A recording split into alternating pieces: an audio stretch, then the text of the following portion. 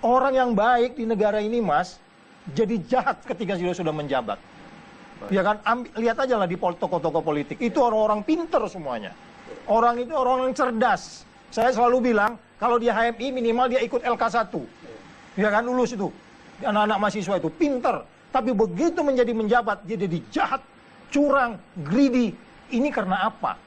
Karena saya bilang sih. Pemirsa, meski telah meminta maaf, pernyataan Wakil Ketua KPK Saud Situmorang yang dituding mendiskreditkan pengurus besar HMI berbuntut dilaporkannya Saud ke Barreskrim Polri dan Komite Etik KPK. Aksi demonstrasi di sejumlah daerah pun terjadi, bahkan aksi di depan KPK berakhir bentrok.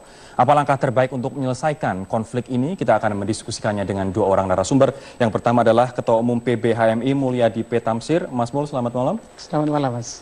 Kemudian mantan Wakil Ketua KPK Haryono Umar. Pak Haryono, selamat malam. Selamat malam. Saya akan ke Mas Mulyadi terlebih dahulu. Pak Saud kan sudah minta maaf pagi tadi. Tidakkah ini sebenarnya sudah menyelesaikan masalah, Mas Mul? Gini, persoalannya ini kan bukan antara Pak Saud Situmorang dengan PB HMI saja. Tapi yang dia sampaikan itu HMI dan orang-orang yang pernah ikut LK1. Jadi ini persoalannya sudah lebih luas dari itu. Ini semua kader HMI, semua orang yang pernah ikut LK1 merasa tercederai. Dan itu tidak cukup disampaikan dengan permintaan maaf, dan itu tidak cukup juga hanya PB HMI. Karena hari ini yang melaporkan itu bukan hanya PB HMI. Ada PB HMI, ada KAHMI, dan ada pengurus cabang, pengurus Batko. Ini melaporkannya ke Barreskrim dan ke Polres-Polres seluruh Indonesia? Iya, Polres-Polres dan Polda seluruh Indonesia. Karena semua kader HMI merasa terjerai, merasa tersakiti atas perkataan Pak Saud Situmorang.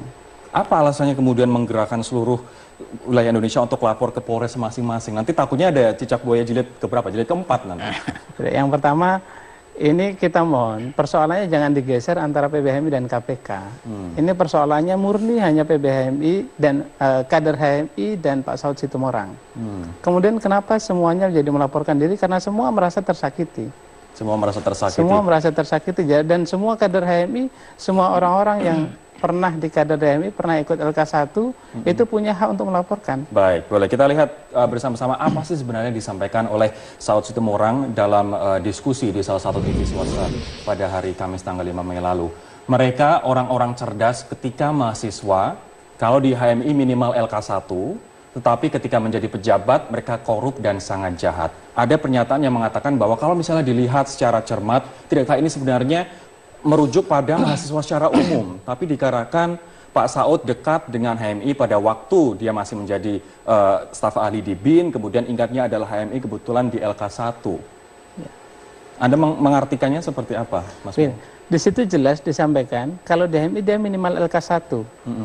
Betul, di awal dia selalu dia sampaikan, saya selalu bilang mahasiswa itu pintar kalau di HMI minimal LK1. Tapi begitu menjabat dia menjadi curang, jahat, dan greedy, jadi serakah.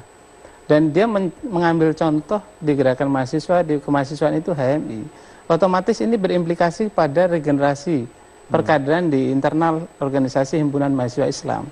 Kami merasa dirugikan karena kita diambil contoh di situ, dan contoh yang tidak baik. Ketika dia menjadi pejabat, ketika dia menjabat menjadi curang, jahat, dan greedy, dan serakah. Ini artinya menurut Anda secara tidak langsung Saud pun merefer ke LK1 HMI yang untuk memberikan contoh koruptor-koruptor itu. Jadi seolah-olah orang yang mahasiswa yang cerdas atau anggota HMI yang pernah ikut LK1 begitu menjadi pejabat dia otomatis akan korup, akan jahat, akan serakah gitu. Kalau Pak Haryono sebagai mantan pimpinan KPK, Anda melihat pernyataan seperti ini tendensius atau sebenarnya netral-netral saja? Yang jelas ini salah gitu ya. Dan Pak Saud sudah mengakui itu salah, dia sudah minta maaf. Dan apalagi kita ketahui bahwa memang HMI sebuah organisasi yang sudah tua dan besar, tokoh-tokohnya juga berperan banyak. Jadi memang ya bisa saja ini kesalahan ini menyangkut banyak pihak gitu kan, dan itu sudah disadari. Tetapi ya terlepas dari itu semua, yang jelas Pak Saud kan sudah minta maaf. Tetapi kalau menurut saya permohonan maaf itu karena ini kan yang disampaikan itu kaitannya dengan tugas pokok dan fungsi KPK. Jadi artinya tidak bisa lepas juga KPK. Jadi makanya pimpinan KPK juga ingin urun rembuk lah.